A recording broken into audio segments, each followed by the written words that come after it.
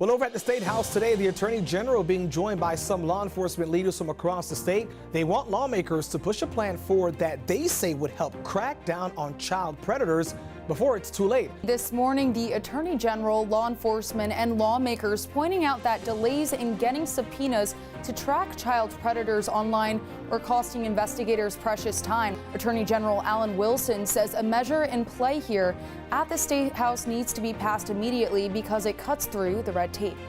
When you're dealing with a case in which there could be an actual child being harmed, an actual child being abused, time is of the essence. In a nutshell, this bill cuts red tape. It makes it faster and more efficient for investigators to get to the scene of the crime when it involves abusing children so that they can then begin the process of the investigation. South Carolina Attorney General Alan Wilson says this is a common sense bill that would cut administrative red tape to ultimately protect kids. It makes it easier, it makes it more efficient, it makes it quicker for us to go after child predators. South Carolina's Attorney General is calling on state lawmakers to pass a bill he says will help keep more kids safe from online predators. When you talk about hundreds of cases that are backlogged, those times add up over a period of time.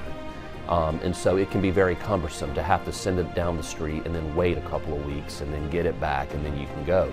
When we can just sign them off right here. Well, state lawmakers are taking steps to keep children safer online. They are fighting artificial intelligence and very real-life criminals. To do that, the state attorney general says the laws need a software update of sorts. This bill would allow the state of South Carolina, the attorney general, me, to actually do that for ourselves, and we don't have to go to the federal government. I can go find out the identity of that person, and then we can execute a search warrant.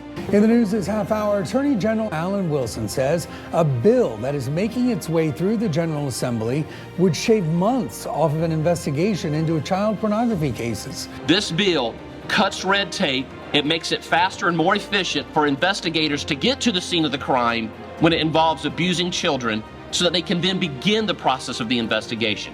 Going on 3 years now, the Attorney General, Alan Wilson, and his office have been pursuing a measure at the State House to help them better zero in on online predators that are targeting Palmetto State's children in some nefarious ways. We can get that information in a day or two, and that's what that bill would do. It would cut out the red tape and allow us to go after those people who are hurting children more quickly.